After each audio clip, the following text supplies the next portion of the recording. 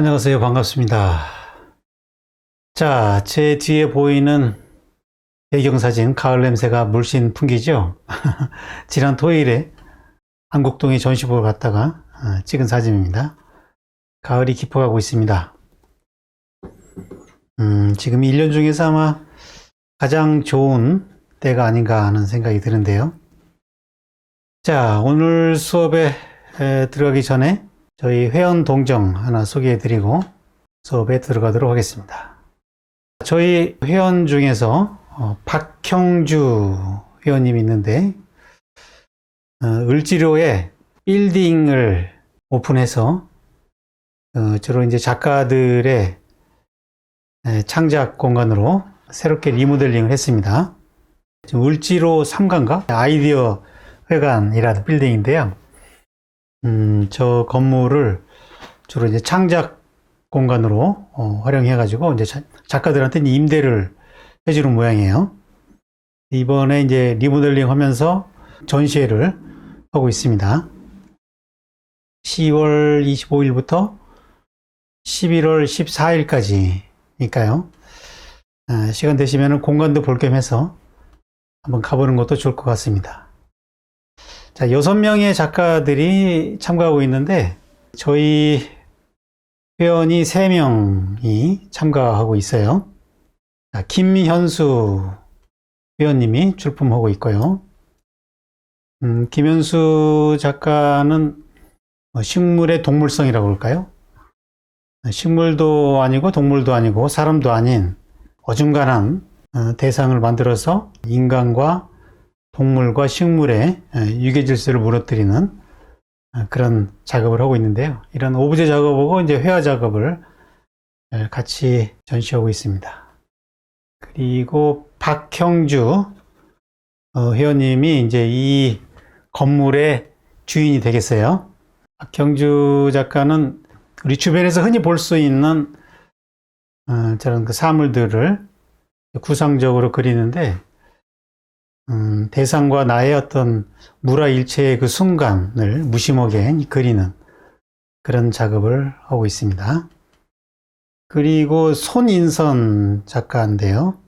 손인선 작가는 먹지를 이용해 가지고 이 선을 긋는 그런 작업인데 끊임없이 긋고 지우고 하는 그 행위의 반복 속에서 뭔가 구축적인 새로운 형상을 만들어내는 그런 작업을 하고 있습니다.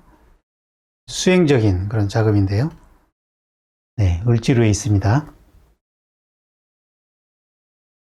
자, 오늘의 강의는 진경산수화와 현대미술이라는 주제를 가지고 조선 후기에 유행했던 이 진경산수화를 좀 현대미술의 관점에서 다시 한번 재조명하는 그런 시간을 갖도록 하겠습니다. 얼마 전에 제가 유튜브를 통해서 이건희 컬렉션 작품들을 좀 비평적 관점에서 우리나라 그 근대 작가들의 작품들을 소개하면서 비평적 관점에 대한 얘기를 좀 올렸었는데요. 그 중에서 하나 빼먹은 작품이 하나 있었는데 바로 인왕제색도라는 겸재정선의 작품이었었죠.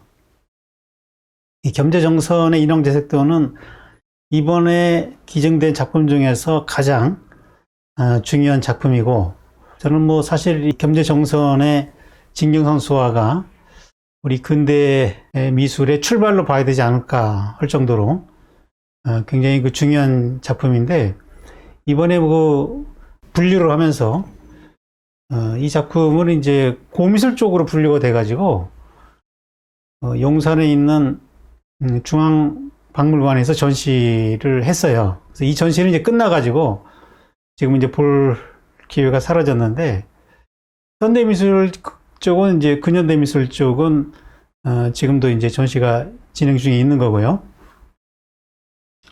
저는 이제 욕심 같아서는 이 작품도 근대 작품과 같이 전시하는 것이 더 연결이 자연스럽지 않았겠는가 하는 생각인데, 이제 분류를 뭐 이제 조선시대까지 끊다 보니까 이게 이제 고미술하고 같이 전시가 됐어요. 그래서 이제 저도 이제 그때 이건희 컬렉션을 소개하면서 이제 빠져버렸는데, 그런 좀 아쉬움도 있고 해가지고 오늘은 좀 본격적으로 겸재 정선의 진경산수화를 다루면서 현대미술과의 관계성을 좀 살펴보고자 합니다.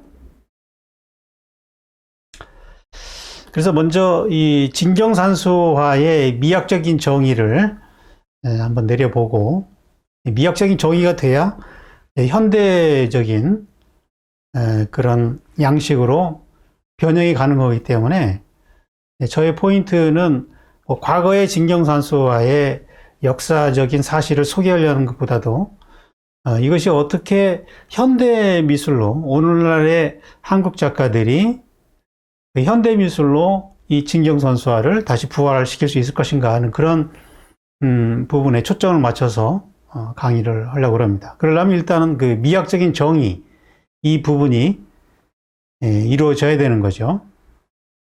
그리고 나서 서양 미술과의 관계를 좀 살펴보겠는데요.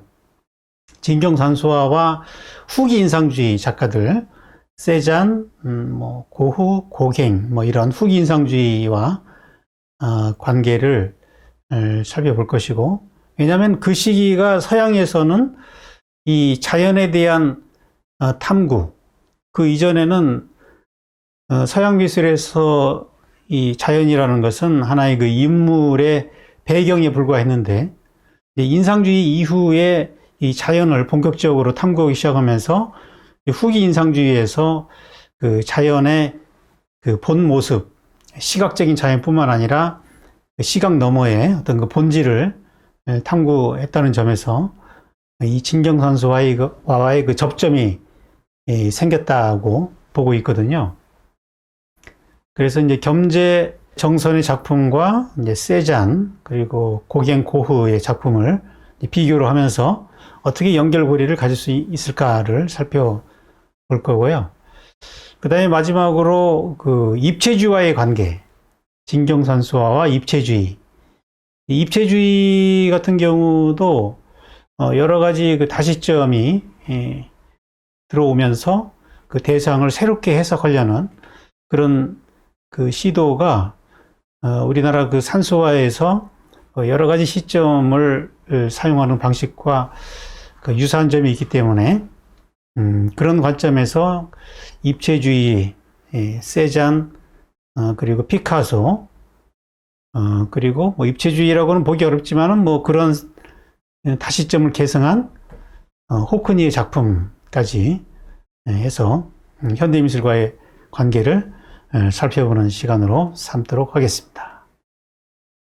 자, 먼저 진경산수화의 그 정의를 내리기 위해서 그동안 동양에서 그려졌던 여러 가지의 그 미술 사조들을 한번 비교를 해봤습니다. 자, 그동안 동양화에서 그려왔던 그 주제를 한번 분류를 이렇게 좀 해보니까 크게 보니까 한 4개 정도로 분류가 되더라고요. 관념, 의경, 진경, 실경, 이렇게 4가지로 나눌 수가 있겠는데, 그 대상에 따라서 이 관념 산수 같은 경우는 이제 주로 이제 어떤 대상이 인간의 생각을 다루는 것이고 어떤 상상력을 통해서 접근하는 거거든요. 거기에 비해서 이제 의경이라는 것은 대상과의 관계에서 인간의 마음이 중시돼 가지고 거기서 일어나는 어떤 감정을 다루는 거죠. 실경과 진경은 이제 그 자연이 중심이 되는데, 이 자연의 외면을 다루면 실경이 되고 자연의 내면, 어떤 구주적인 그런 내면을 다루면 진경이 된다. 진경에서는 이제 구성력이 중심이 되고 실경은 어떤 시각적인 어떤 관찰력이 중심이 된다. 그래서 관념이나 의경은 주로 인간이 중심이 되고 진경과 실경은 자연이 중심이 되는데, 관념에서는 이제 생각이 중심이 되고 의경에서는 마음, 그 다음에 진경은 자연의 구조, 실경은 자연의 외면, 이렇게 구분할 수가 있겠다는 거죠. 그래서 이제 이러한 접근 방법에 따라서 이제 사조를 좀 분류를 해보면은, 뭐 동양화에서는 뭐 사조가 좀 모호면이 있지만, 이 관념을 다룬 분야가 이제 관념 산수화라는 게 있고, 또 뭐 고대 벽화, 고구려 벽화도 그것도 이제 상상력을 통해서 이제 관념을 다룬 거죠. 또 이제 민화에서도 이런 그 관념이 많이 들어오고 있고요. 서양 미술에서는 이제 낭만주의, 그 다음에 이제 초현실주의라든지 개념 미술, 지적인 생각을 다루면 개념 미술이 되니까 개념 미술까지도 다 이 관념을 다룬다라고 볼 수 있을 것 같고요. 그 다음에 의경, 동양에서 의경은 이제 문인화를 통해서 주로 표현이 됐고, 또 뭐 조각에서는 뭐 장승과 같은 조형물에서도 인간의 어떤 그 내면, 그 감정을 표현하고 있는 거고요. 서양에서는 이제 표현주의나 추상 표현주의, 그리고 1980년대 신표현주의가 동양 미학의 그 의경과 가깝다라고 볼 수가 있을 것 같아요. 그 대상에서 출발하지만 대상보다는 그 인간의 그런 마음의 감정을 더 중시하고 있다는 거죠. 그 다음에 이제 그 진경, 이 진경은 이제 오늘 우리가 다뤄야 될 주제인데, 이 진경산수화라는 것이 있고, 이 진경산수화와 버금되는 서양의 사조는 그 후기 인상주의, 그리고 입체주의, 조금 더 나아가면 기하추상까지 그 자연의 어떤 구조를 다루고 있다는 거죠. 그리고 이제 실경은 자연의 이제 외면을 다루는 건데, 이제 동양에서는 실경산수라는 분야가 있고, 또는 뭐 사경산수라고도 부르죠. 그 다음에 인간을 대상으로 다루면은 풍속화가 될 것이고, 또 뭐 북종화 계통의 채색화도 실경이 중시가 되죠. 서양에서는 이제 고전주의 미술이 이제 그 사실적인 그런 재현을 중시했기 때문에 실경이라고 볼 수가 있고, 또 인상주의에 와서 어떤 찰나를 포착한 그것도 역시 그 실경이라고 볼 수 있겠죠. 그 다음에 어떤 사회적인 사실을 다룬 리얼리즘, 이 사실주의도 실경에 들어갈 수 있겠다. 기존의 어떤 분류보다도 좀 동양식의 분류 방식으로 지금 서양 미술을 집어 넣어가지고 한번 분류를 시도를 한번 해봤습니다. 그래서 오늘은 이제 이 진경이라는 게 뭔가라는 것을 우리가 이제 다뤄야 되는데, 진경을 다루기에 앞서서 진경이 나오기까지의 그 저항 포인트라고 할 수 있는 이 관념산수를 먼저 한번 다뤄볼게요. 이 관념산수라는 것은 우리가 현실에서 직접 경험하는 자연이 아니라 우리의 머릿속에 있는 자연이죠. 관념 속에 있는 자연인데, 이 작품은 안견의 몽윤도원도죠. 몽윤도원도를 보면은 안평대군의 꿈 얘기를 그리면서 그 이상적인 풍경을 그리고 있는 거죠. 근데 눈으로 보지 않고 어떻게 이제 저런 기법들을 그릴 수 있느냐 하는 거죠. 그거는 그 대가들이 만들어 놓은 어떤 기법들을 그 형식을 따와 가지고 그 기법을 이용해 가지고 자기가 상상 속에 있는 자연을 구성해 보이는 거죠. 그러니까 이런 관념산수화에서는 기존 그 대가들의 그 준법, 동양화에서는 그 준법이라고 그러는데, 그런 그 기법이 중요하고요. 그리고 우리나라 같은 경우는 이제 그 중국화의 영향을 많이 받았기 때문에 그 중국 산수화의 준법들을 많이 영향을 받게 되는 거죠. 자, 지금 보시는 이 두 작품은 중국화에서도 가장 유명한 작품들입니다. 왼쪽 작품이 곽희의 조춘도라는 작품이고, 오른쪽이 이제 범관의 계산 행여도라는 작품인데, 다 송나라 때 작품이에요. 주로 이제 10세기, 11세기 그 무렵에 그려진 작품들인데, 이 무렵에 그 중국 산수화들 보면은 되게 아주 그 높은 기암 절벽이 있는 그런 산수를 그리면서 주봉을 고원법으로 그리고요. 밑에서 위로 올려다보는 방식으로 이 주봉, 이게 이제 주봉이거든요. 이게 주봉을 그리고 부분은 위에서 밑을 내려다보는 방법으로 그리는 거거든요. 그걸 시몬이라고 그러는데. 그리고 이제 이 부분 보면은 이제 눈높이로 그리는 뭐 평원법, 고원, 심원, 평원. 이걸 이제 삼원법이라고 그러는데, 곽희라는 분이 그 임천고치라는 책에서 산수화를 이제 그리는 방식에 대해서 이제 설명하면서 이 삼원법에 대한 얘기가 나오는데, 그 삼원법에 입각해가지고 산수를 그리고 있다는 거죠. 그러니까 실제 눈으로 본 자연보다도 조금 더 이상화시키는 그런 방식이 이 무렵에 이제 성행을 하게 됐고, 특히 그 중국에는 뭐 이러한 굉장히 그 웅장한 산수들이 많기 때문에 이런 식의 그림들이 그려졌고, 이 나무 같은 걸 보면은 그 해조묘라고 그러는데, 이런 기법들이 우리나라 산수화에도 영향을 주고 있다는 걸 알 수가 있죠. 이거는 이제 직접 자연에서 오는 그 기운을 그린다기보다도 기존의 이 대가들의 기법에서 가져와서 그걸 이상화시킨 자기 나름대로의 산수화를 그리고 있다는 거고요. 자, 이 작품은 그 이성길이라는 작가가 그린 무의구곡도래, 무의구곡도. 자, 이 작품은 관념일까요? 실경일까요? 자, 무의구곡은 중국 복건성의 무의산 풍경입니다. 무의산. 성리학을 집대성한 주자가 여기에 이제 은거를 하면서 뭐 시도 짓고 살았다는 그런 곳인데 중국의 절경 중에 한 곳입니다. 그러니까 이 중국 사람들한테는 이것이 관념산수가 아니고 실경이지만 그 당시 조선 사람들은 여기를 가보지를 않은 상태에서 그리는 거기 때문에 관념산수가 되는 거예요.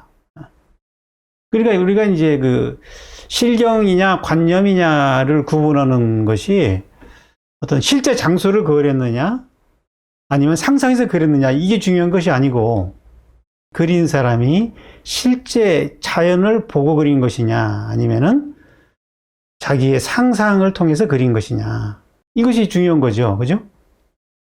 중국 사람들이 그린 무의구곡도는 실경이지만 조선 사람이 그린 작품은 이거는 관념산수라고 봐야 된다는 거죠. 실제 자연에서 오는 그 기운을 느끼고 그리는 것이 아니라 기존에 내려오는 기법을 가지고 상상을 통해서 이 그림을 보고 그린 거기 때문에 이 기운이 좀 다른 거죠. 실제 이 무의구곡을 보면은요, 중국의 이 자연이라는 것은 우리나라 사람들이 그리는 관념산수가 중국 사람들한테는 실경이죠, 실경. 근데 이제 우리는 이제 이런 산수가 별로 없죠, 우리나라는.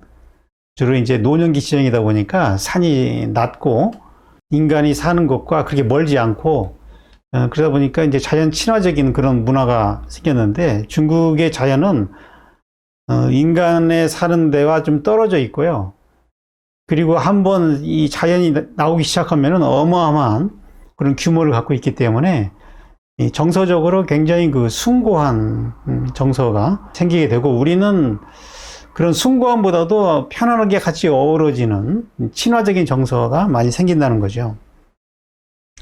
그래서 이제 자연이 이렇게 다르기 때문에 이 산수도 달라야 되는데 조선 중기까지만 하더라도 중국식의 산수가 이어져 왔다. 중국의 영향에서 크게 자유롭지 못했다라는 거죠. 이 무의구곡도와 함께 많이 그려진 소재가 이 소상팔경인데요. 소상팔경도는 중국 호남성의 동정호 일대, 이 소강과 상강이 만나는 그 지역이 또 절경이라서 거기를 그린 작품들이 많이 이어져 내려오고 있어요. 많은 작가들이 이 소상팔경도를 그렸고, 이거는 이제 암견이 그랬다고 전해지는 이 소상팔경도입니다. 자, 이 그림도 가서 보고 그린 게 아니죠. 전해져 내려오는 소상팔견도의 양식을 기존의 어떤 그 준법을 통해 가지고 그린 작품이고요. 그리고 조선 중기에 오면은 그 중국의 그 절파 화풍의 영향을 받아요. 이 절파 화풍은 북중 화풍에 가까운데 조금 파격적인 구도, 한쪽으로 오른쪽으로 구도를 좀 몰면서 사람이 조금 커지는 그런 경향이 있고요. 소경산수라고 그러는데 경치가 조금 적어지고 인물이 조금 커지는 이런 특징을 보이고 있거든요. 약간 크로즈업이 되는 거죠. 그리고 한쪽에 이 공간을 두는 뭐 이런 방식이 유행을 하면서 그런 어떤 절파 화풍의 그림이 이제 조선 중기에는 유행을 하게 되는 거죠. 이제 이 작품도 이제 그 강희안의 작품으로 알려져 있는데 이 도장이 도장이 찍혀서 강희안 작품으로 알려져 있는데 그 화풍으로 보면은 조선 중기 작품으로 보는 사람도 있어요. 어쨌든 뭐 이런 중국식 산수의 영향에서 크게 벗어나지 못하고 있었다는 거죠. 자, 그런 분위기 속에서 조선 후기에 이제 진경산수화가 나오게 되는데, 자, 이 저항 포인트를 우리가 이해를 하기 위해서 지금까지 조선 중기까지의 산수화를 좀 다뤄봤고요.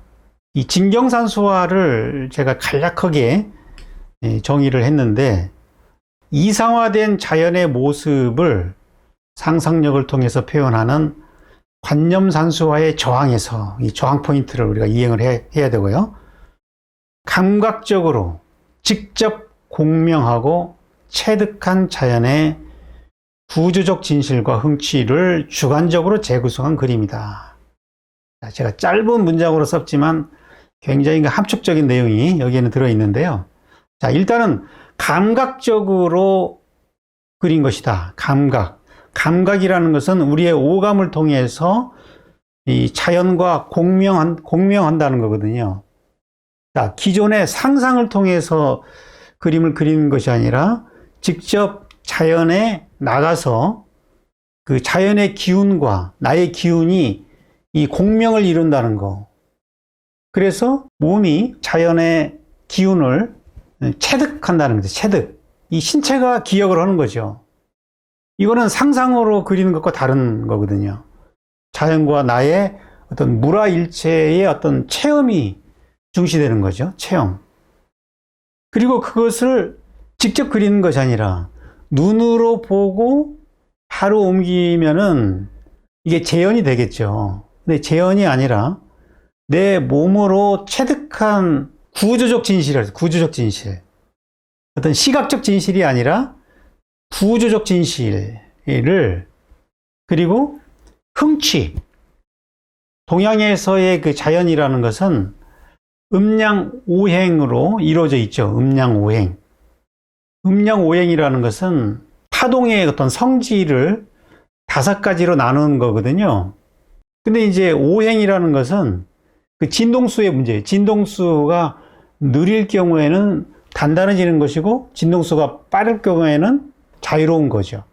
그래서 수화 목금토의 그 5가지의 기의 질에 따라 가지고 이 자연이 이루어지는 거거든요. 그러니까 그 오행의 구조가 어떤 특정한 장소의 특성을 이루는 거죠. 모든 장소도 개성이 있거든요. 다른 장소와 다른 그 개성을 이루고 있는 것은 오행의 그 성분, 비율이 다르기 때문에 지형의 특성을 이루고 있는 거죠.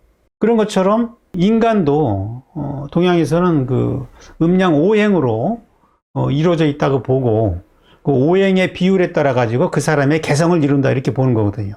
그러니까 자연을 이렇게 본다는 것은 자연과 공명을 이루는 건데 인체의 오행 구조와 자연의 오행 구조가 그 주파수가 같을 때 공명이 이루어지면서 내 몸에 체득이 되는 거거든요. 그러니까 똑같은 풍경을 보더라도 그 감흥이 다른 거예요. 감흥. 그래서 주관성이 들어가는 거죠. 주관성. 공명이 이루어지면서 흥취, 이 흥이 생기는 거거든요. 감동이 일어나는 건데 사람마다 개성이 다르기 때문에 그 개성과 자연의 개성이 만나서 공명이 이루어지는 거죠. 그래서 똑같은 풍경을 보더라도 주관적으로 느껴진다는 거죠.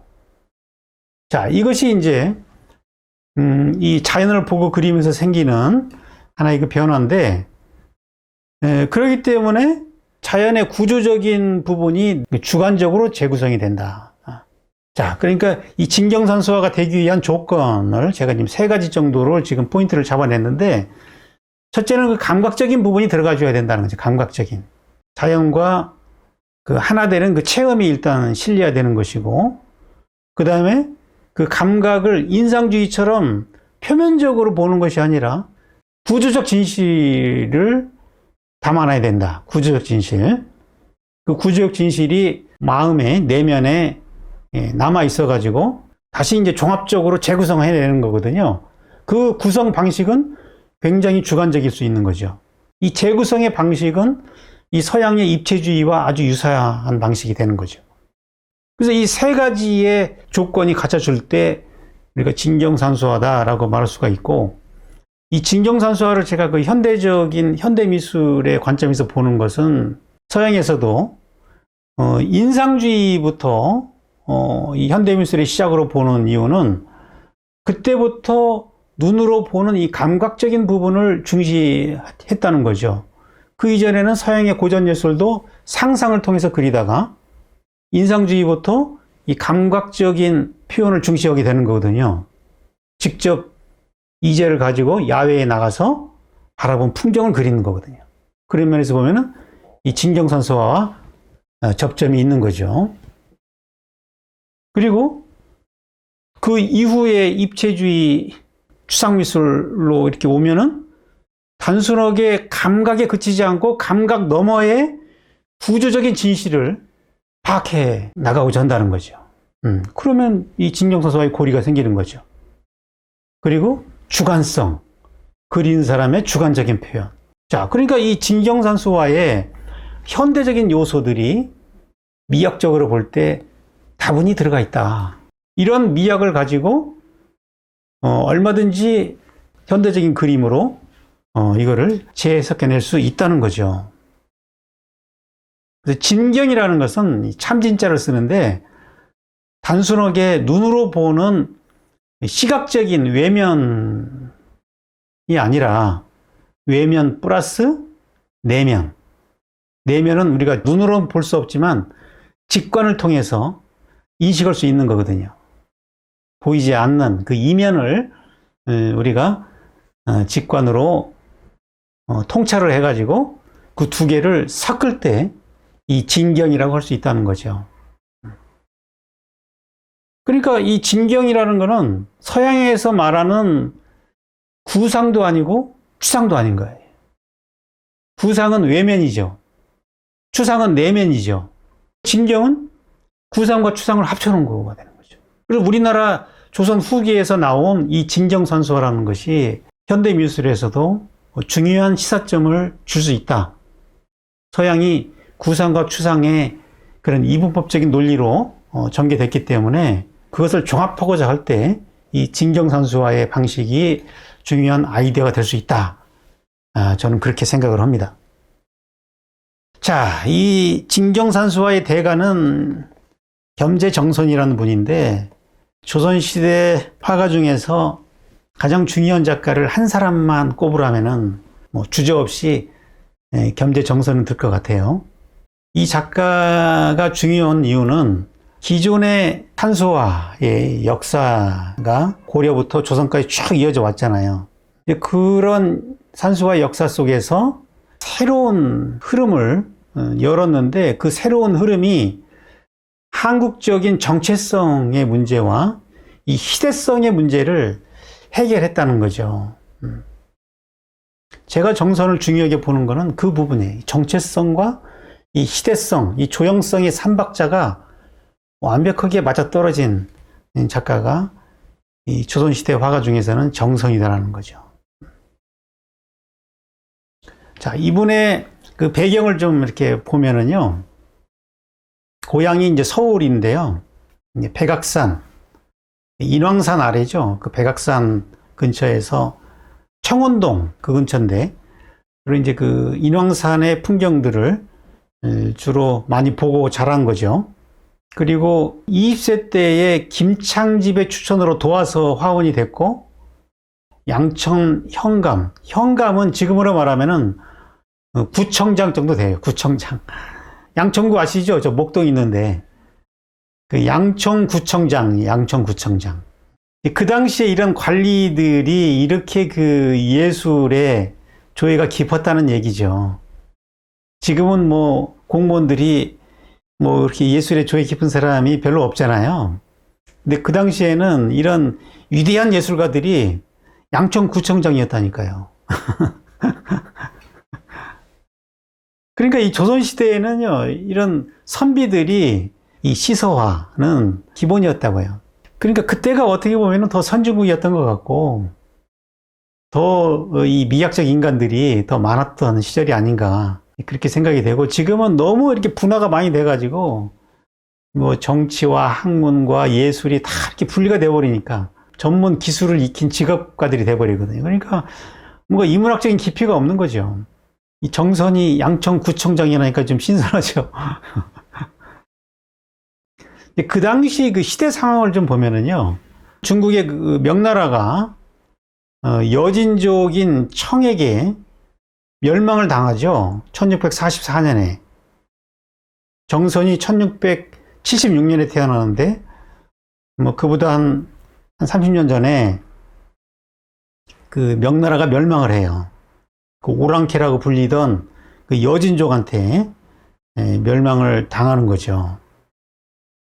그러면서 이 조선은 크게 흔들리게 된 거죠. 조선은 성리학의 나라였었고, 중국의 성리학의 영향을 받아가지고 퇴계 이황이 그 성리학을 집대성하면서 이 조선도 소중화를 내세우면서 이 성리학의 나라가 된 거거든요.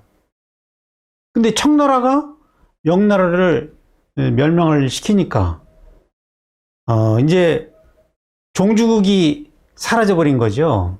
이 조선은 그러면은 어떻게 해야 되는가? 이제 이런 대혼란에 휩싸이게 되는 거죠. 명나라를 그동안 섬겨오다가 명예 원수 국가인 이 청나라를 섬길 수가 없게 되잖아요. 그래서 이제 그 자생적인 문화를 주창하게 되는 거고요. 이제부터는 조선중화, 소중화가 아니라 조선이 중심이 되는 이 조선중화주의가 하나의 그 시대적인 정신으로 요청이 됐다는 거죠.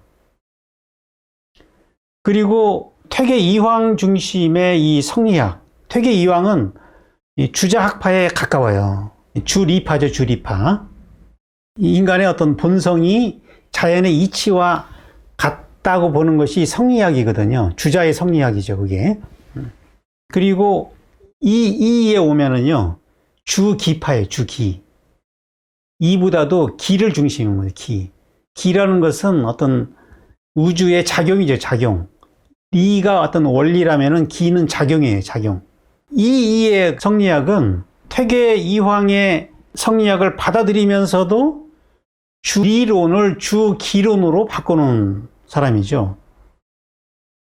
그래서 조선 성리학은 주기파와 주리파의 분쟁이 있었고, 율곡에 의해 가지고 조금 더 그 중국식의 성리학을 조선식으로 바꿔놓으려고 했어요. 그리고 뭐 또 하나의 흐름이 양명학이 있는데, 양명학은 그 조선에서는 양명학은 잘 받아들이지 않았어요. 육상산에 시작된 그 양명학은 사문난자기로 해가지고, 아무튼 처음에는 퇴계 이황의 성리학이 중심이 됐다가 율곡에 의한 주기파들이 하나의 그 새로운 흐름을 형성하면서 이 대립을 이루게 되는 거죠. 그래서 이 율곡학파들은 이제 조선의 정체성에 대해서 중국과 차별화되는 지점을 갖고자 한 것이고, 그리고 주로 이제 그 백악산 서쪽 지역에 살았기 때문에 서인이라고 부르는데, 서인들하고 퇴계학파 남인들하고 이제 갈등을 빚게 되는데, 아무튼 이런 그 자생적인 문화에 대한 추구가 만들어지는 거거든요. 서인을 중심으로 해가지고. 김창업이라는 사람이 누구냐면은 그 영의정 김수왕의 셋째 아들이에요. 셋째 아들. 근데 이분이 이제 가지고 그 대단한 집안이죠. 근데 이제 그 관직을 피하고 운둔 생활을 하면서 시를 쓰고 제자를 길러냈죠. 이분의 그 두 제자가 겸재정선과 이병연을 좌사천 우겸재라고 불렸는데, 사천은 이제 이병연의 호입니다. 그리고 겸재는 이제 정선의 호고. 이 두 사람이 이 조선시대의 문학과 미술에서 진경 문화를 끌고 갔다, 이렇게 해도 과언이 아닌 거고, 그 당시에 이제 그러한 시대 정신의 변화, 명나라가 멸망한 이후에 조선에서의 조선적인 정체성을 확립하고자 하는 것이 시대적 과제가 됐다는 거죠. 그러니까 그것이 하나의 그 정체성에 대한 어떤 요구고, 또 새로운 시대성의 요구가 된 거예요.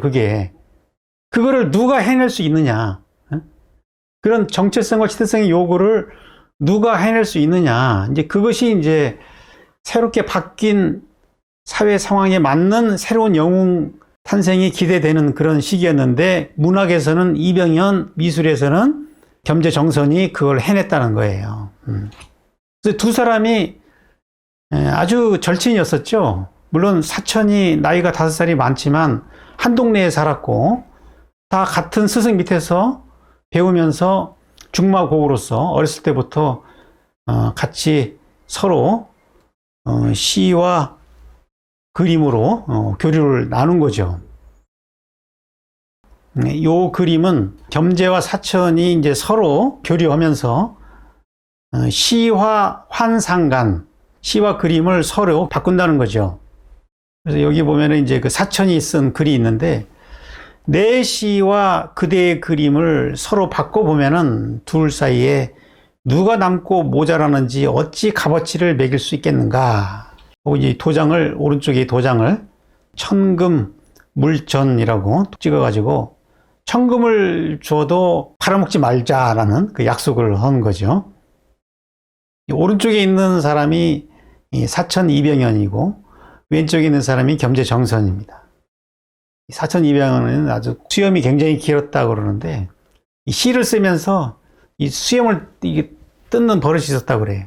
그래가지고 시가 잘 안 나오면 수염을 하도 뜯어가지고 수염이 뭐 얼마 남지 않았다는 그런 일화가 있는데, 이 김창업의 노가 제집에 보면은 정선의 그림과 이병연의 시, 금강산이 있고 나서 이런 기이함은 없었네. 두 명이 아무튼 그 금강산을 표현하는데 쌍벽을 이뤘다라는 뭐 그런 내용이 실려 있습니다. 그래서 이런 그 금강전도가 나오게 되는데, 자, 오른쪽에 있는 사진이 이제 금강산을 찍은 사진입니다. 이 금강산은 저는 돌이 많아요. 저는 금강산을 다녀온 적이 있는데, 요즘은 못 가지만 그 초창기에 현대에서 모집을 해가지고 간 적이 있어요. 그때는 이제 배로 가가지고 배 안에서 이제 숙식을 하고, 아침에 이제 갔다가 다시 배로 들어와서 자고 오면 이런 식으로 생활했죠. 이 금강산이 명산인 거는 크기보다도 아기자기하면서 이 돌이 많으니까요, 그 변화가 많은 거죠. 흙이 많으면 변화가 있을 수 없거든요. 펑퍼짐해져 버리는데, 돌이 많으니까 아기자기한 변화가 많이 생기고, 이쪽 보면 또 다르고 저쪽 보면 또 다르고 해가지고 계절마다 풍광이 다르고 그 변화가 많기 때문에 질리지 않은 거죠. 자, 저런 그 서리빨처럼 서 있는 저런 골산들이 있고요. 또 한편으로는 또 토산들이 있어요. 토산들. 그러니까 음과 양, 토산은 이제 음을 상징하고 골산은 양을 상징하는데, 음양이 잘 그 조화를 이룬 산이라는 거죠. 그래서 명산이다라고 보는 거예요. 뭐 규모나 이런 거를 보면은 뭐 중국에 더 큰 산들이 많고 더 웅장한 산들이 많죠. 근데 그래서 명산이 아니라, 금강산이 명산이라는 것은 그 음양의 조화가 잘 어우러져 있다는 거죠. 그 조화에서 오는 그 쾌감이 있다는 거죠.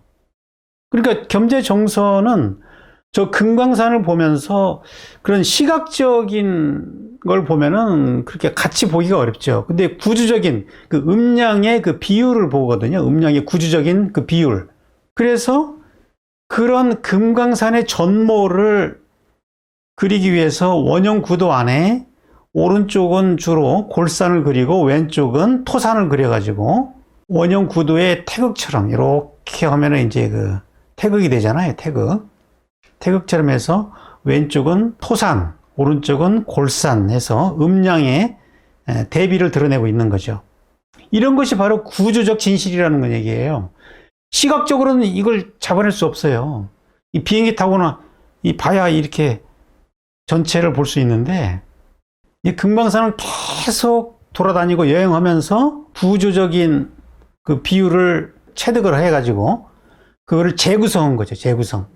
그러니까 우리나라 자연을 직접 감각적으로 경험을 하고 그 체득된 몸의 기억을 다시 재구성하면서 그 자연의 구조가 드러나는 거거든요.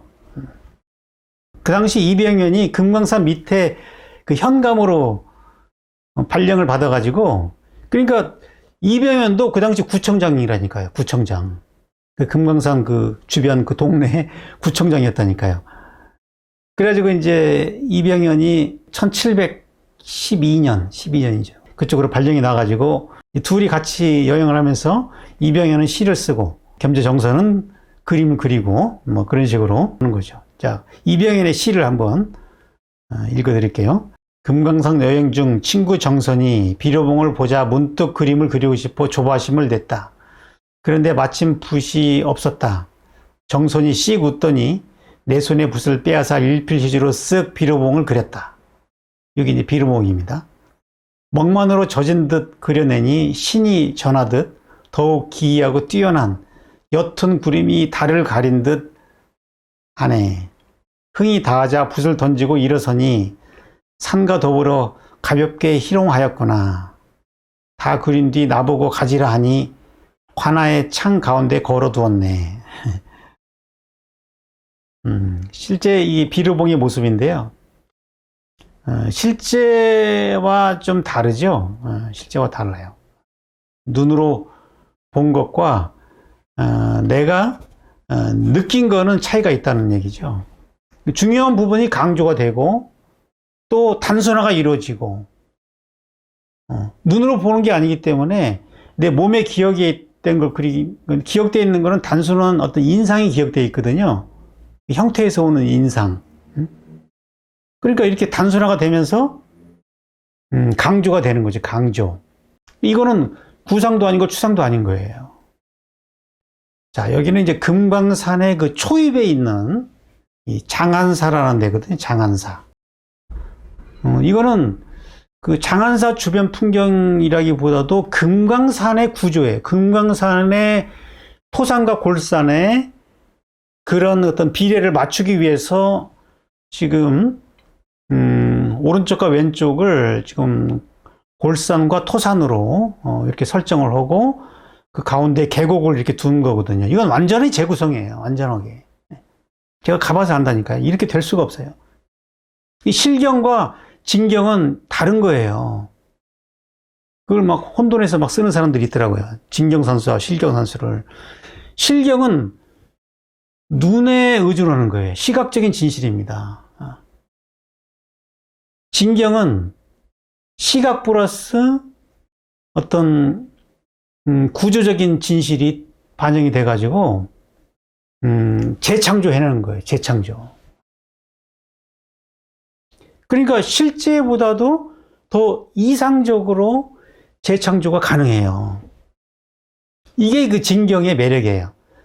근데 그 재창조를 할 때 제가 지금 말씀드렸지만 그 장수가 갖고 있는 그 오행의 그 비례 이런 것들이 나와줘야 이 진경이 되는 거지 엉뚱하게 가면 안 되는 거죠. 자기가 너무 주관적으로 끌고 가는 것이 아니라 그 금강산에 또 특히 이 장안사 주변이 갖고 있는 이 풍광의 이 구조가 있거든요. 음양 오행의 구조가 있거든요. 이 지역이 갖고 있는 거기에 맞게 재구성하기 때문에 굉장히 이거는 창조적인 그림인 거죠. 제가 진경산수화에 많은 가능성을 두는 것은 이런 그 창조적인 영역이 많이 들어갈 수 있다는 거죠. 눈으로 보고 그리는 거라면은 얼마나 지루하겠어요. 그건 테크닉의 문제거든요. 그리고 너무 주관적인 상상력으로 가는 것도 아니고 자연 대상을 따라가면서도 그린 사람의 그 창조력이 발휘될 수 있는 여지가 많은 그림이 바로 진경산수라는 거죠. 그래서 완전히 새로운 그림으로 실제보다도 훨씬 더 장안사의 느낌을 잘 잡아냈다, 이렇게 보여집니다. 오늘은 메인 작품이죠. 인왕제색도. 이 그림이 왜 그렇게 중요한지를 아시겠죠? 여기에는 저항 포인트가 있잖아요. 저항 포인트. 이 저항 포인트를 읽어내지 못하면요, 이 그림의 중요성을 알 수가 없는 거죠. 그동안 그 고려부터 쭉 이어져 오던 그 관점산수화에 대한 그 저항 포인트가 여기에는 들어가 있는 거라니까요. 그것이 아닌 우리의 자연, 그리고 자기가 항상 보고 자란 그 지역을 그리는 거거든요. 세잔도 자기 고향이 생빅토르산 근처잖아요. 그러니까 항상 자기가 어렸을 때부터 봐왔기 때문에 그 누구보다도 그 산을 잘 이해하고 있는 거죠. 그래서 이 산 밑에 가서 계속 이걸 그리는 거거든요. 산을. 세잔이 생빅토르 산을 그렇게 수십 점을 그린 거는 그걸 재현하려고 그랬으면 뭘 그렇게 많이 그렸겠어요. 기념으로 하나를 딱 그리면 되지 뭘 그렇게 많이 그렸겠냐고요. 저 산을. 그거는 눈에 보이는 저 산을 그리려는 것이 아니라 그 산 이면에 있는 구조적인 진실을 포착하고자 했기 때문에 거기서 계속 변화가 일어나거든요. 어떤 산의 상태와 내 마음의 상태가 산과 내가 공명이 이루어지는 거잖아요. 근데 산의 상태가 계속 다르고 나의 감정이 다르니까 항상 새로운 거죠. 그 만남이. 그러니까 이제 거기서 어떤 계속 새로운 그림이 나오니까 같은 대상과 게임을 하듯이 계속 그림을 그린 거죠. 그런 것처럼 겸재도 자기가 가장 잘 아는 인왕산을 그리면서 인왕산의 그 구조를 그리고자 하는 거예요. 구조. 인왕산의 특징은 저렇게 벗겨진 돌산이 특징이잖아요. 지금도 그렇지만, 요 바위가 그냥 있는 그대로 드러나잖아요. 이 돌산이. 그리고 이제 이날은 이제 비 온 이후에 제색이라는 것은 이제 비가 그친 뒤거든요. 비가 그친 뒤에 그 청명한 날씨. 그러니까 습기가 많은 거죠. 그러니까 이 돌과 이 습기의 음량의 대비, 저 거기에 연무가 있는 인왕산의 모습과 이 돌이 강하게 드러난 이 인왕산을 대비시키는 거거든요. 운무와 이 돌의 대비, 이게 음량을 이루고 있는 거예요. 그러니까 이런 바위산을 강하게 드러내기 위해서 거기에 따른 조형 언어가 이제 검은 먹색으로 강하게 칠해버린 거죠. 힘찬 붓질로. 그래야 대비가 되니까.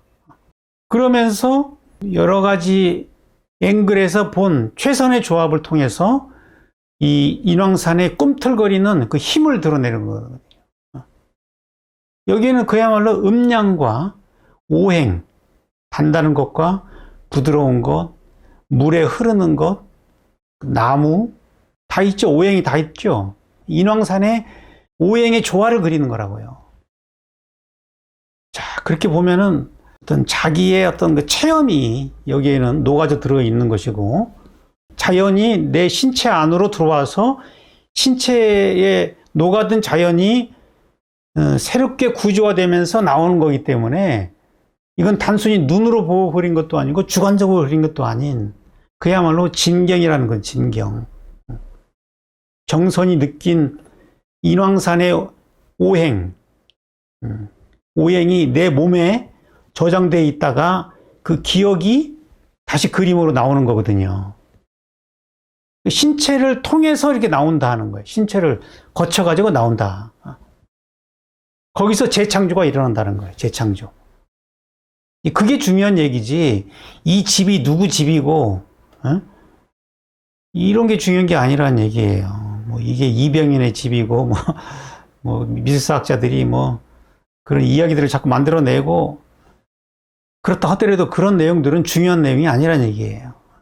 어떤 메커니즘으로 이 그림이 그려지는가, 그거를 이해를 해야 되는 것이고.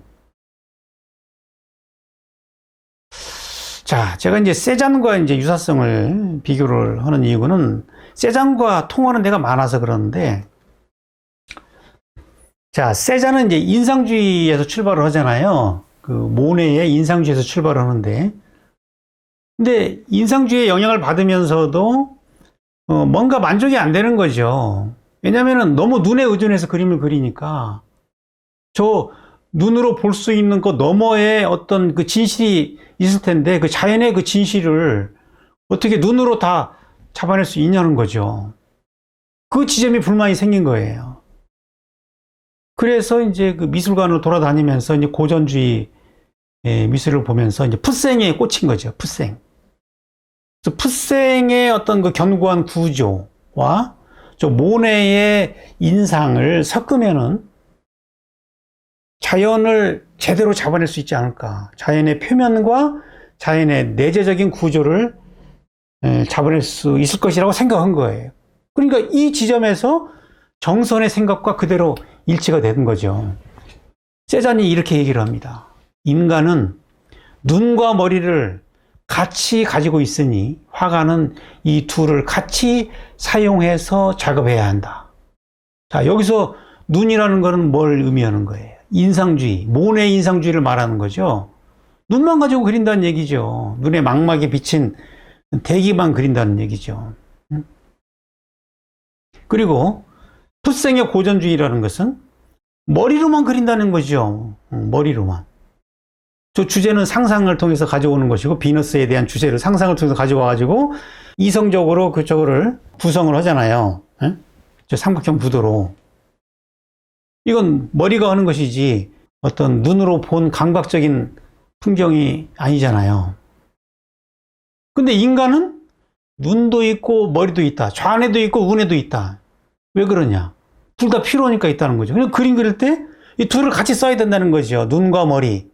그래서 세잔이 이렇게 그림을 그린 거라고요. 이 둘을 합쳐가지고 이 대기감은 모네적인 그 생생한 자연에서 온 대기감을 가져오면서 이 구성은 이 푸생의 구성을 가져오는 거죠. 나무도 이렇게 삼각형 구도로 만들고 이 사람도 누굴 그리냐가 중요한 게 아니라 이 사람들을 익명화시켜가지고 어떤 원통이나 원기둥 같이 사람을 그런 구성물로 보는 거예요. 나무 통처럼. 그래서 화면이 이렇게 자율적이 되면서 어떤 자연의 구조를 구축해 보고 싶은 거예요. 세잔은. 자연은 눈으로 보기에는 빛의 연출하는 순간적인 파장들의 연속이지만 그 이면에는 기하학적인 저런 구조를 갖고 있기 때문에 그런 자연을 이런 식으로 포착하고자 한 거라고요. 사물의 본질적 구조를 드러냄으로써 인상주의 미술을 박물관에 미술관같이 견고하게 지속적인 것을 만들고 싶다.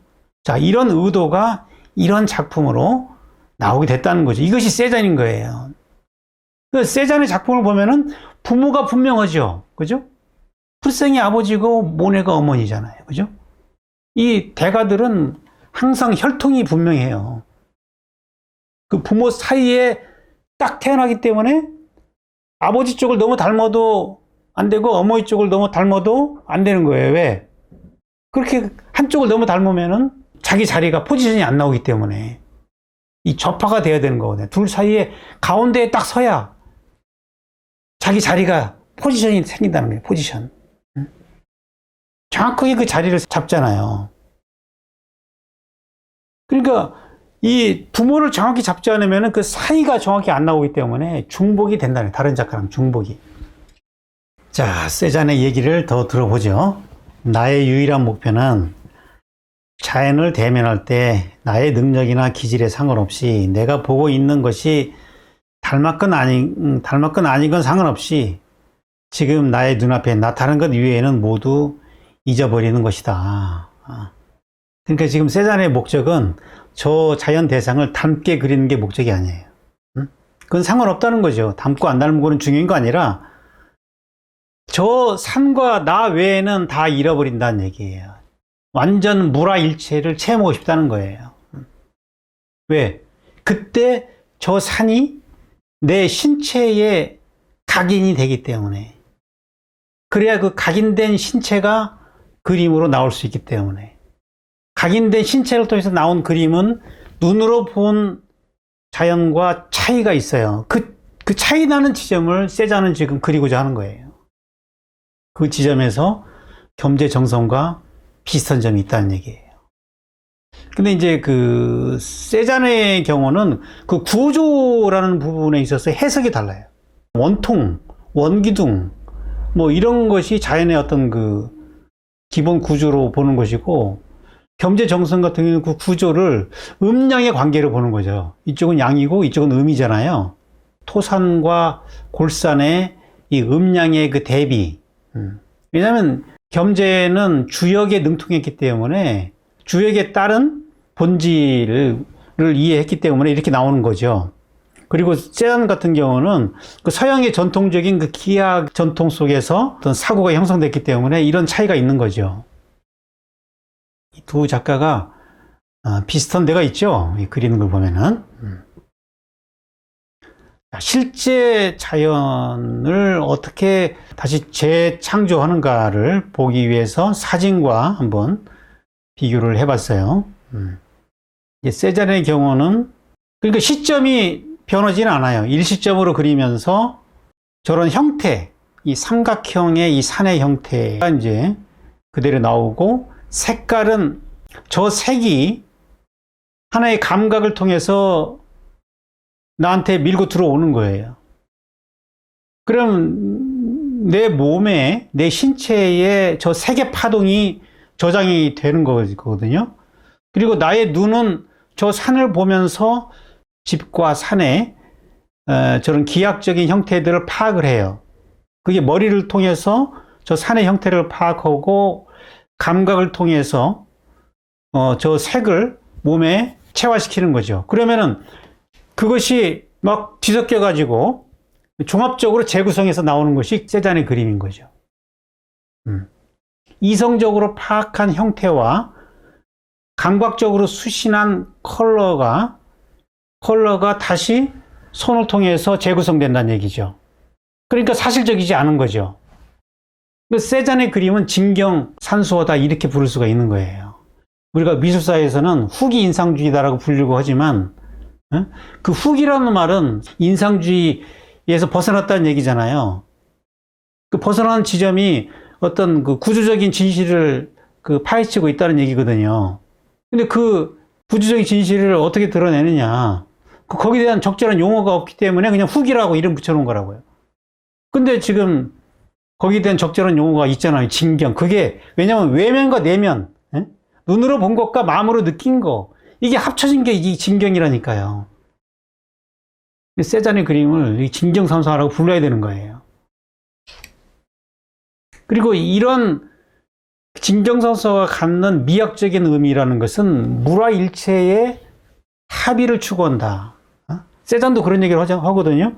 풍경은 나의 마음속에서 인간적인 것이 되고 생각하며 살아있는 존재가 된다.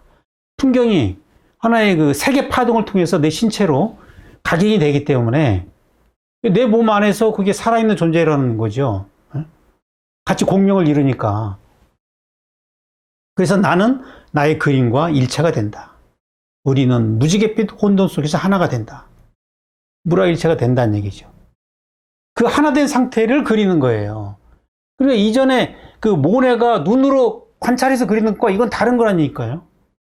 그건 인상주의지만 이거는 진경산수라니까요. 자, 눈으로 본 거가 어떻게 몸으로 체화돼 가지고 다시 이렇게 배정돼서 재구성되는가. 그 부분들을 이렇게 보면은 실제보다도 훨씬 더 구조적인 본질을 담아내고 있다는 것을 알 수가 있어요. 자, 세잔의 얘기인데요. 자연의 모든 것은 원과 원추 및 원기둥으로 이루어져 있다. 우리는 이 단순한 도형들로 그림을 그리는 법을 배워야 한다라고 얘기를 하거든요. 그러니까 세잔이 자연을 계속 관찰하면서 정말 그 도인처럼 세잔은 말년에 그 사람들도 안 만나고요. 그 자연을 그렇게 탐구했어요. 자연을 유일한 자기 스승으로 삼고, 그 세잔의 그 편지 보면 그런 내용이 많이 나오죠. 그러면서 이런 얘기를 하는 거거든요. 그러니까 세잔이 바라보는 그 구조적인 진실이라는 것은 기하학적인 것이다. 원과 원추, 원기둥 이런 거라는 거죠.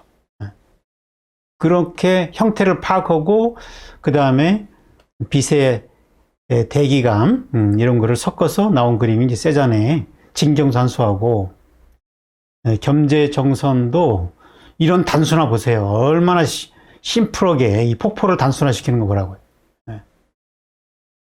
실제와 닮아 있으면서도 단순화가 이루어지는 거죠. 이게 이제 세잔이 추구했던 바예요. 이게 이런 걸 배워야 된다 그 얘기예요. 자, 시각적 진실과 구조적 진실의 한번 그 차이를 좀 보면은, 시각적 진실은 오른쪽에 있는 모나리자 작품처럼 일시점이죠. 일시점에 의해서 단면을 포착하는 거지만, 이 구조적 진실이라는 것은 다시점이 들어와서 어떤 전체성을 포착하고자 한다. 단면이 아니라 전체 면, 정면, 측면, 뒷면이 막 섞어서 들어올 수 있다는 얘기죠. 피카소의 그림처럼. 이렇게 접근하면은 이제 입체주의가 되는 거죠. 저기 입체주의 화가인 그 브라크의 작품이고, 오른쪽 거는 겸재정선의 작품이거든요. 자, 이렇게 보면은 어떻습니까? 비슷하죠? 의도가 비슷한 거예요. 눈에 보이는 어떤 실경을 그리는 거지만, 그 실경 너머의 구조적인 진실을 포착하고자 하는 거거든요. 겸재정선은 그 음양의 어떤 그 구조적인 진실을 잡아내고자 하는 것이고, 브라크도 여러 시점에서 본 그 집들의 형태를 그 장소의 구조로 보는 거거든요. 비슷하게 나오잖아요. 서양의 입체주의도 그 진경산수화를 보면은 여기서 아이디어를 많이 얻었을 거라고요. 그때 이제 이게 알려질 길이 없어서 그런 것이지. 자, 이것도 겸재정선의 화첩에 있는 작품인데, 오른쪽에 있는 것이 이제 브라크의 작품이고요. 나무와 이제 이런 집들을 그리고 있는데요. 나무와 집을 그린 건데, 어떤 대상을 그리는 것보다도 그 구조적인 거에 관심이 많다는 걸 알 수가 있죠. 공통적으로. 자, 일시점으로 그린 것과 다시점으로 그린 거. 이거는 이제 시각적인 진실이고, 이게 구조적인 진실이죠. 현대미술에 오면은 이렇게 구조적 진실에 관심을 갖게 된다는 거예요. 이 피카소의 작품인데요. 그 피카소는 사람을 그리면서 이렇게 구조적인 진실, 정면, 측면이 막 뒤섞이는 여러 측면들을 섞어서 그리는 거라고요.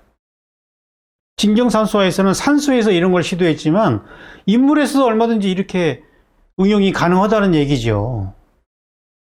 이런 그림들 보면은 그것도 진경이죠. 그렇죠? 어떤 대상을 그리면서 그 마음속에 있는 그 대상을 종합해가지고 재구성해내는 거니까, 저는 피카소 이런 그림들이 다 진경이라고 봐요. 진경.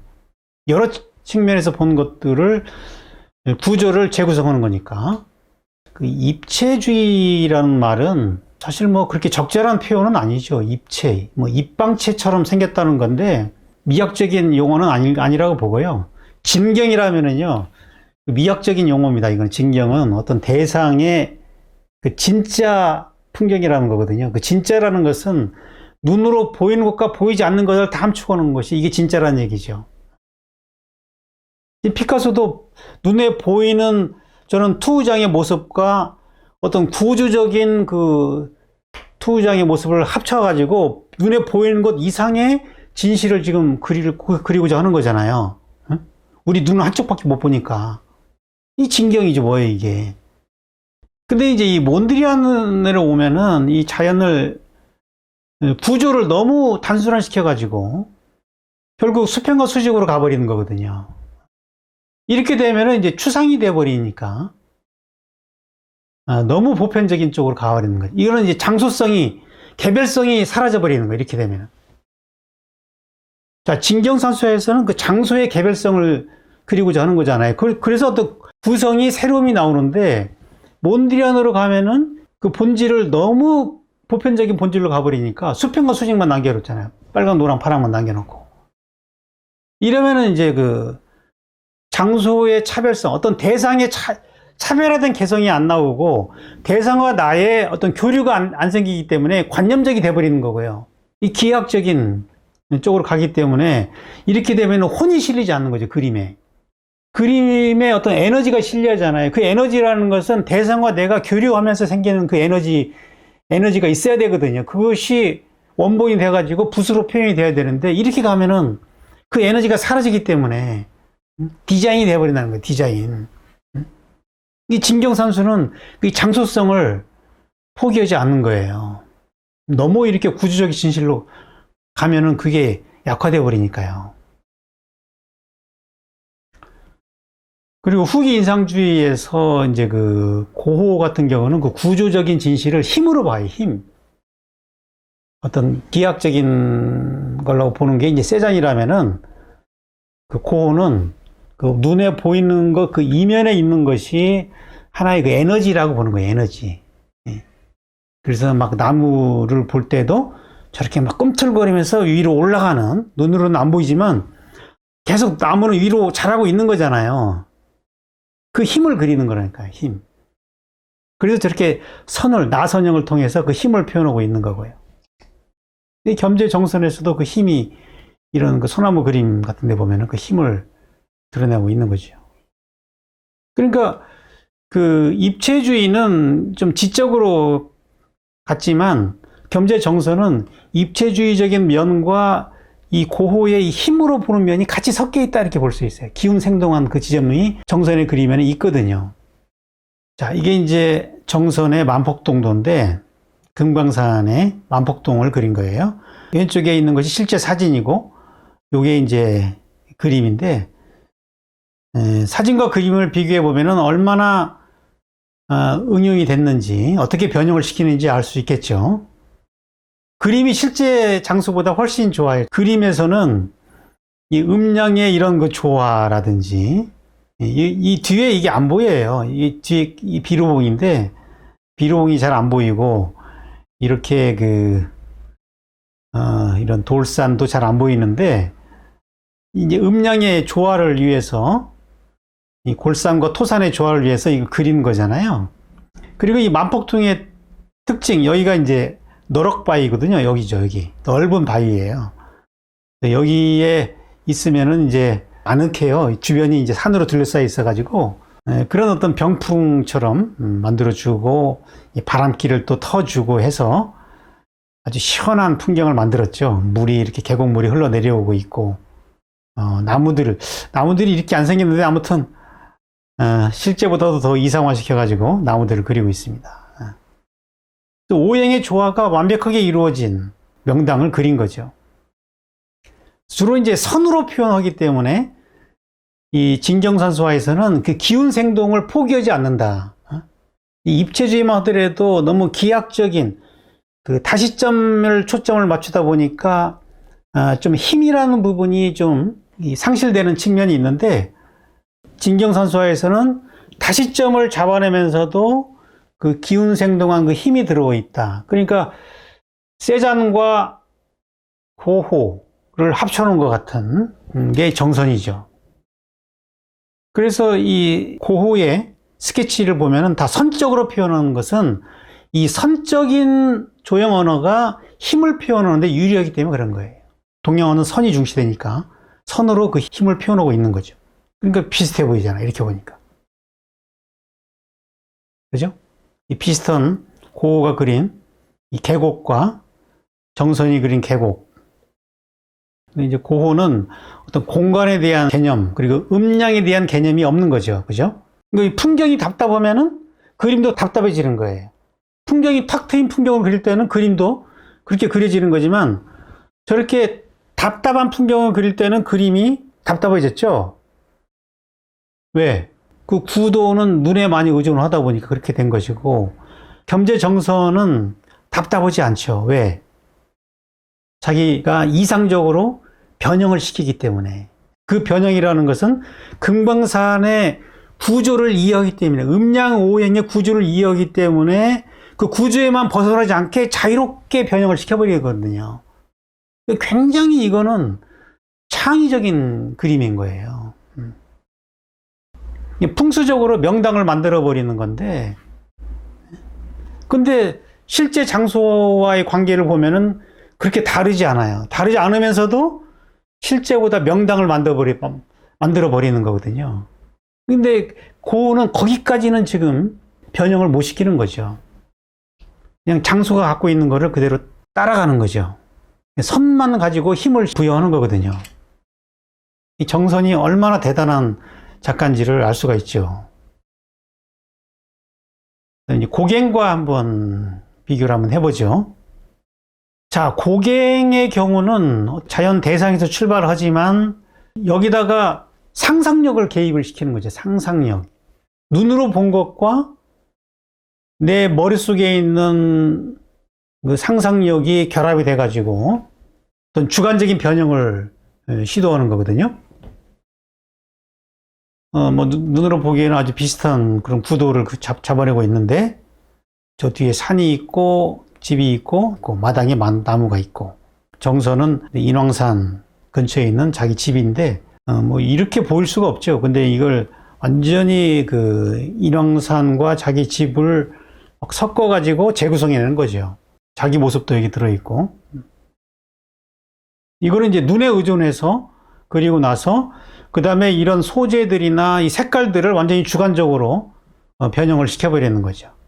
고갱 같은 경우는 인상주의를 처음에 따라가지만 인상주의가 너무 윤곽선이 사라지니까 형태가 깨져버리잖아요. 그러니까 이제 그 대상을 살리기 위해서 윤곽선을 살려주면서 어떤 주관적인 상상력을 개입시켜버리는 거죠. 그러다 보니까 이제 완전히 이렇게 생면이 중시되고, 마티스의 그림에 보면은 주관적인 면이 너무 강해지고, 로스코이면은 완전히 그냥 생면으로 가버리는 거잖아요. 이러면 자연이 또 완전히 빠져버리는 거죠. 이 자연이 이렇게 빠져버리면은 너무 인간 내적인 감정에만 의존해야 되는 거예요. 이게 서양의 표현주의의 특징인 거죠. 자, 마지막으로 이 데이비드 호크니와의 관계를 좀 살펴보도록 하겠습니다. 호크니는 지금 살아있는 생존 작가인데, 지금 생존 작가 중에서 작품 가격이 가장 비싼 작가 중에 한 사람이고, 얼마 전에 우리나라에 왔을 때도 엄청난 관객이 몰린 그야말로 가장 인기 작가 중에 한 사람인데, 저는 호크니의 작품을 진정산수라고 그렇게 보고 싶어요. 왜 그런지 한번 살펴보도록 하겠습니다. 자, 호크니의 말을 한번 들어보죠. 나는 대상을 바라보는 방법과 그것을 단순화해서 표현하는 데 관심이 많다. 나는 늘 새롭게 바라보고 새롭게 느끼려고 노력한다. 대상을 바라보는 그 방법에 관심이 있다. 그리고 그걸 단순화시키고 어떻게 대상을 바라볼 건가. 그러니까 이 호크니의 관심사는 대상을 눈으로 보는 것이 아니고, 그러면 재현이잖아요. 그리고 추상화시키는 것도 아니고 새로운 방식으로 대상을 보고 싶다는 얘기예요. 그러니까 호크니의 관심사는 피카소와 상당히 유사하고요. 더 멀리 올라가면 세잔, 피카소의 영향을 받고 있다, 이렇게 볼 수가 있고요. 실제로 피카소를 존경을 많이 했죠. 그래서 이게 지금 호크니고 여기 피카소, 자기와 대면하는 그런 상상의 그림을, 스케치를 하기도 했는데, 이 호크니가 결정적으로 그런 대상을 새롭게 바라보는 그 관점에서 아이디어를 얻은 것이 그 중국의 두루마리 그림입니다. 왕휘가 그린 강희제 남순도건이라는 요 두루마리 그림을 본 거예요. 쫙 펼쳐져 있는 아주 긴 그림인데, 자, 이 그림을 보고 한 얘기예요. 우리는 고정된 시점에 갇혀 있다. 그러나 중국의 두루마리 그림을 볼 때는 거대한 도시 곳곳을 돌아다녔다. 이것은 엄청난 차이다. 자, 중국 두루마리 그림 보면은요, 여러 가지 시점을 막 섞어서 그려놨거든요. 그러니까 호크니가 바라보기에는, 이거는 아주 새로운 방식으로 대상을 바라보는 거죠. 인간이 이런 각도는요, 자기가 필요한 각도만 뽑아서 결합시키는 거거든요. 다시점이 동양화에서는 산점투시라고 그러잖아요. 여러 시점을 그리는데 어떠한 장소를 설명하는데 유용한 그런 각도와 크기를 종합해내는 거거든요. 이 동양화는 이런 게 전통이 있는 거죠. 서양 입체주의적인 전통에 있는 현대 작가들이 이런 걸 보면 굉장히 신선한 거죠. 자, 호크니의 작품과 겸재 정선의 작품을 비교해보면 제가 호크니의 작품을 진경산수라고 지칭하는 이유를 좀 아실 거예요. 비슷하잖아요, 그죠? 지금 중요한 거는요, 구체적인 장소성이 있다는 얘기고, 그 장소를 새롭게 보고자 한다. 새롭게 보는 그 관점은 시각에서의 다시점이다는 얘기예요. 여러 시점을 융합시켜가지고 종합적으로 그 장소의 전모를 그리고자 한다는 거. 이게 진경산수화의 특징이잖아요. 호크니의 작품을 어떻게 이름 붙일 거냐고요. 이걸 입체주의라고 부르겠어요? 진경산수라고 불러야 된다니까요. 정확한 명칭이 있잖아요. 정확한 명칭. 이런 게 바로 진경인 거예요. 뭐 지금 개념적으로는 똑같아요. 색깔을 넣고 빼고, 이거 담채냐 진채냐, 진하게 색깔을 넣냐 흐리게 넣냐 그 차이인 것이지, 그거야 뭐 작가의 뭐 개성이고, 그 개념적으로는 같다는 얘기예요. 그러면은 이거는 진경산수라고 부를 수가 있다는 얘기입니다. 근데 우리는 호크니는 그렇게 열광하면서 왜 이거를 겸재 정선과 연결을 못 시키냐는 거죠. 왜 자꾸 호크니만 따라오고 겸재 정선을 현대적으로 개성할 생각은 안 하냐, 그 얘기예요. 이게 참 답답한 일이죠. 저는 이게 똑같이 보이거든요. 개념적으로, 미학적으로. 호크니도 특정한 장소성을 갖고 있어요.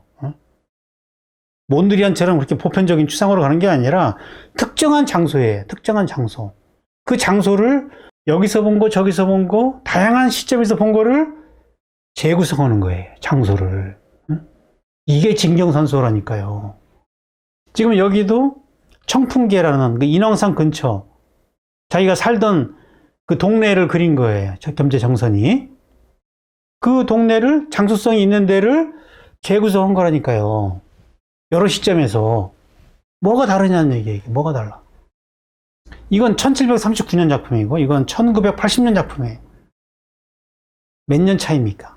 이걸 미학적으로 들어가야 이렇게 비교가 되면서 한국 미술을 살려낼 수 있다니까요. 이걸 조선 후기의 진경산수의 오랜 역사적인 전통으로 생각하면은 현대적으로 계승이 안 되잖아요. 자, 이게 호크니의 얘기입니다. 나는 세계에 대한 보다 친숙한 장면을 발견하려고 노력하였고 마침내 역언급법을 얻을 수 있었다. 이를 위해서 나는 움직여야 한다. 그러므로 당신은 움직이는 자가 된다. 자연 대상 이 세계를 보다 친숙하게, 보다 제대로 알고자 한다면은 내가 고정돼서 한쪽 면에서 바라보면 안 된다는 얘기예요. 내가 이동해야 된다. 움직여야 된다는 얘기예요. 그러면은 내가 이쪽에서 바라보는 행가를 반대쪽에서 바라볼 수도 있어야 된다는 얘기죠. 그럼 역언급법이 되는 거죠. 역언급법. 그래서 그림에서 이쪽에서 본 거 저쪽에 반대쪽에서 본 거를 이렇게 섞어 놓으면은 저 뒤쪽이 이렇게 넓어져 버리는 거죠. 이게 막 시점이 뒤섞이면서 움직여야 된다는 거죠. 그래야 이 장소의 진실을, 구조적 진실을 잡아낼 수 있는 거잖아요. 그러면 이거를 보는 사람도 그렇게 움직이면서 이 전모를 파악하게 된다는 거죠. 이런 내용이 다 그 진경산수화에 관한 설명이라고 해요. 이런 내용들이. 겸재는 이미 그런 식으로 그림을 그려왔어요. 자, 호크니 얘기를 또 들어보죠. 공광과 평면 혹은 재현과 추상은 각각 서로 포용해야 하고 더 나아가 어떤 의미에서는 동일한 것임에도 불구하고 사람들은 이 두 가지 요소를 서로 분리시키려는 우를 범하였다. 나 스스로도 이 간단한 개념을 파악하는데 오랜 시간이 걸렸다. 자, 공간과 평면, 재현과 추상. 이게 서로 포용해야 되는 것이 이분법적으로 나눌 수 없다는 얘기죠. 그죠? 가까이 가서 보면은 추상이고, 멀리서 이렇게 보면 이게 구상이잖아요. 구상과 추상은 이 거리에 따라 달라지는 것이고, 공간과 평면도 2차원과 3차원도 마찬가지 인간이 설정해 놓은 것이지 이게 나눌 수 없다는 거예요. 이분법이라는 건 존재하지 않아요. 그건 인간이 그렇게 나눠 놓은 거죠. 편의상. 근데 좀 더 실제에 가깝게 가려면은 그런 이분법이 사라지는 거죠. 이 호크니는 이 눈에 보이는 세계가 그렇게 구상도 아니고 추상도 아니고 평면도 아니고 3차원도 아니란 얘기예요. 그러니까 그런 이 세계의 진실을 잡아내고자 하니까 이런 그림이 나오는 거거든요. 평면인 듯, 입체인 듯, 구상인 듯, 추상인 듯. 이게 바로 진경산수화의 특징이라니까요. 미안하지만. 진경산수화는요, 일찌감치 그렇게 구상과 추상의 경계, 평면과 입체의 경계에서 그림을 그려왔어요. 왼쪽이 겸재고 오른쪽이 호크니인데 개념이 같잖아요. 개념이 여러 시점을 융합하면서 평면과 입체를 같이 융합시키고 있는 거죠. 호크니는 겸재한테 할아버지라고 해야 돼요. 네, 뭐가 다르냐는 거죠. 나는 이게 똑같이 보인다는 얘기죠. 뭐 색이 있고 없고의 차이지 이 화면을 구성하는 거나 특정한 장소성에 대한 여러 시점을 집어넣는 거나 똑같잖아요. 호크니가 이 그랜드 캐년에 가가지고 그걸 그리려고 엄청난 대작을 만들었어요. 이게 지금 캔버스가 60개를 합친 거거든요. 가로가 7m, 높이가 2m예요. 그래서 그랜드 캐년보다 더 크게 보이게 하려고 이 대작을 만들었어요. 눈으로 보이는 것 이상을 지금 보여주려고 하는 거거든요. 호크니는 그림으로도 그거를. 그러니까 이렇게 쫙 펼쳐가지고 이런 식으로 그렸는데 뭐 이런 식으로 금강산을 그리려면은 어마어마한 캔버스가 필요하겠죠. 수백 미터의 캔버스가 필요할 거라고요. 근데 정선은 그거를 원형 구도 안에 압축을 시켜버린 거잖아요. 금강전도라는 거에. 물론 뭐 캔버스를 늘리고 늘려서 뭐 다 그리면 좋겠지만은 중요한 거는 그 핵심 그 음양 오행의 구조만 알고 있으면은 단순화시킬 수 있어야 되는 거죠. 호크니의 이 작품보다는 정선의 이 작품은 훨씬 더 대단한 작품이에요. 이거는 이 구성력이라는 것은 대상에 대한 완전한 이해를 토대로 해가지고 내 머릿속에서 이것이 가능한 거거든요. 굉장히 창의적인 거예요. 그래서 대상을 눈으로 보면 닿지 않았으면서 구조적으로는 더 진실에 가까운 거죠. 지금 목표는 똑같지만은 호크니나 겸재정성이나 회화적 목적은 미학적인 목적은 같아요. 같다고 보여져요. 근데 그 접근하는 방법에 좀 차이가 있지만 저는 정선이 더 성공적으로 그걸 해내고 있다고 봅니다. 이 부분도를 좀 보면은 아까 그 호크니의 그랜드 캐년 부분도예요. 이거는 이제 겸재정선의 부분도고 전체를 그리려니까 약간 위에서 보고 시점을 약간 위에서 본 시점이 많이 나오죠. 이렇게 겸재가 더 자연스럽죠. 구성할 때 호크니는 아무래도 좀 딱딱하죠. 그게 겸재는 아주 그냥 실제 그대로 있는 것처럼 자연스럽게 해내잖아요. 자, 이것도 이제 그랜드 캐년인데 약간 위에서 밑을 바라보는 시점이죠. 이 서양화는 원래 이런 시점이 별로 없는데 동양화에서는 이런 시점이 많이 나와요. 왜냐하면은 전체를 잡아내려고 하다 보면은 위에서 내려다보는 시점이 더 유리하거든요. 자, 그래서 이런 진경산수화는 이 자연과 공명을 감각적인 체험을 토대로 직관적으로 종합하기 때문에 이 추상처럼 공허한 형식주의로 빠지지 않으면서도 대상을 토대로 재창조가 가능하다는 거죠. 저는 이 지점에 지금 주목하고 있는 거예요. 재창조. 그리고 창조할 때 그 에너지가 어떤 그 기운이 필요한 거거든요. 기운. 뭔가 그 모델이 있어야 되는 건데, 너무 추상으로 가면은 그게 공허해져요. 그게 공허해지면 테크닉으로 가게 돼 있거든요. 그 에너지가 있어야 되는데, 대상과 내가 만나서 형성된 그 에너지. 이 호크니도 그거를 활용하기 때문에 그렇게 공허하지 않은 거예요, 그림이. 형식적인 측면이 강하지만은, 좀 장식적이고 형식적인 측면이 강하잖아요, 호크니도. 근데 왜 어떻게 그런 대가가 될 수 있느냐, 저런 장식적인 그림이. 저는 그런 어떤 그 진지한 어떤 그 본질에 대한 탐구가 있다고 보는 거죠. 질문이 들어왔네요. 정선이 주역에 의해서 태극의 원리를 구주적인 진실로 그렸다면 호크니의 구주적 진실은 무엇일까요? 호크니에서의 구주적 진실이라는 것은 피카소 같은 거예요. 여러 시점이 종합해가지고 이루어지는. 다시점이죠, 다시점.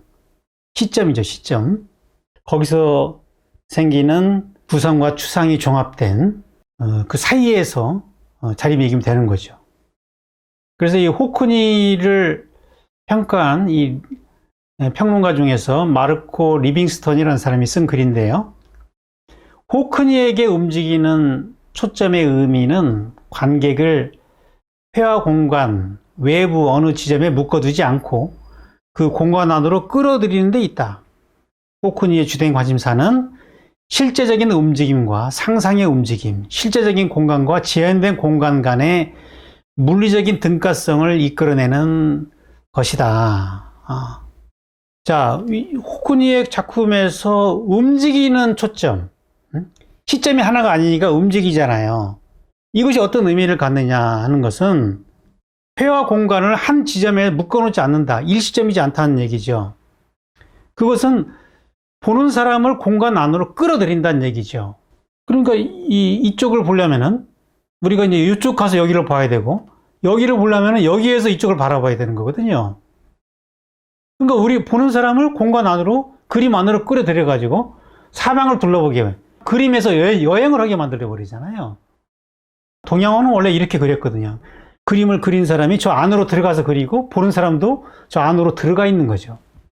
그러다 보니까 이제 실제적인 움직임과 상상의 움직임, 실제적인 공간과 재현된 공간 간의 물리적인 등가성, 여러 가지 그런 이분법적인 것들이 합쳐질 수 있다. 그런 표현이고요. 호크니와 정선의 그림들을 같이 비교를 한번 해보면 그런 유사성을 읽어낼 수 있다는 거죠. 자, 이거는 정선의 내연산 삼연추라는 작품인데요. 이건 포항에 있는 내연산을 그린 거예요. 제가 사진을 이제 구성을 해봤어요. 여기는 이제 하나의 줄기가 떨어지죠. 여기가 여기죠. 또 그리고 그 다음이 두 줄기로 이게 나눠서 떨어지는 거죠. 이게 여기고요.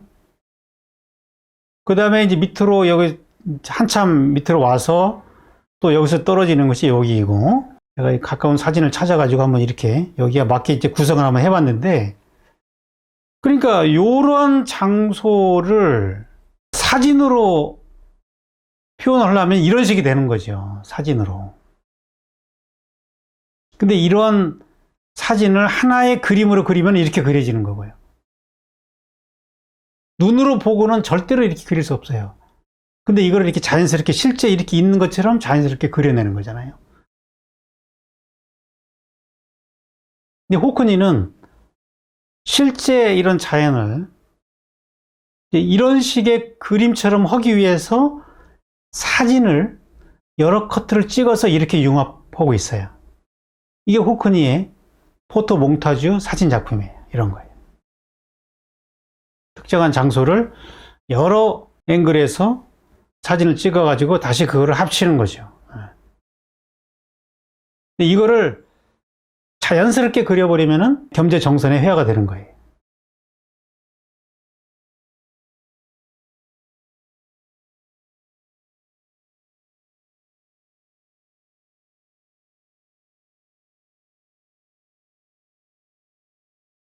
자, 호크니의 사진 작품은 자기가 회화에서 시도했던 그런 다시점의 풍경을 사진으로도 구현해보고자 하는 거거든요. 그래서 조금 딱딱하게 화면이 짜여지지만 어쨌든 간에 우리가 보는 세상과 좀 다르게 보이게 만들어서 조금 더 이 대상의 실제, 구조적인 진실에 가까이 가고자 했던 거죠. 자, 호크니의 얘기를 들어보죠. 사진은 많은 사람들이 세계를 보는 방식과 세계의 색채를 나타내 준다고 생각한다. 있는 그대로 옮긴다고 생각한다는 거죠, 사진이. 사람들은 원근법이 카메라에 내장되어 있다고 말한다. 그러나 내 경험상 두세 장의 사진을 함께 놓고 보면은 원근법은 바뀔 수 있다. 자, 사진을 통해서 그런 원근법적인 그런 세계를 전복하겠다는 거죠. 기존의 사진의 그 표현 방식을 바꾸겠다는 거잖아요. 자기 그림처럼. 이게 진경사진인 거예요. 이게 진경사진. 호크니의 사진 작품은 진경사진이다. 진경사진. 이런 식으로 그 바라보는 방식에 대한 관심을 현대미술로 풀어간 작가라고 할 수가 있고, 조선 후기 한국 미술에서 겸재정선이 창안한 조형 언어다라는 거죠. 개념적으로 미학적으로 볼 때는 다르지 않고, 그것이 이제 그 호크니의 어떤 색채 감각을 통해서 드러나고 있다. 그리고 제가 이제 오늘 이 수업을 한 이유는 우리의 그 전통을 미학적으로 접근할 때 얼마든지 서양의 아류가 아니라 자생적인 현대화가 가능하다는 거고, 그리고 이 진경산수화라는 것이 지금도 많은 현대적인 조형 언어의 가능성을 갖고 있다. 왜냐하면 장소의 특성과 그린 사람의 개성에 따라서 얼마든지, 그리고 그것이 만나서 구성력에 따라서 얼마든지 새로운 그 조형 방식이 나올 수 있기 때문에 기존의 방식들과 차별화되는 그런 조형 언어가 나올 수 있다는 거죠. 얼마든지. 그런 면에서 아직 유용한 우리의 그 전통이고, 우리가 이번에 뭐 이건희 컬렉션을 통해서 인왕제석도가 아주 유명해졌는데, 그것이 어떠한 의미와 가치를 갖고 있고, 오늘날의 현대 작가들이 그걸 통해서 무엇을 끌어내서 현대적인 감각으로 다시 살려낼 수 있을 것인지를 다시 한번 검토해봤으면 하는 바람에서 오늘 수업을 저도 구성을 했습니다. 구성, 재구성. 네. 제가 이제 이렇게 그 전통과 현대를 넘나들고 동서고흥을 넘나들면서 이렇게 그 독창적인 내용을 끌어내는 거는 저의 어떤 강의의 특징이고, 뭐 저만이 할 수 있는 장점이 아닌가 이렇게 생각이 됩니다. 아무튼 앞으로도 아무튼 좋은 강의로 여러분들의 기대에 보답할 수 있도록 열심히 또 다음 주 수업을 준비해서 등장하겠습니다. 자, 안녕히 들어가시고요. 다음 주에 뵙겠습니다.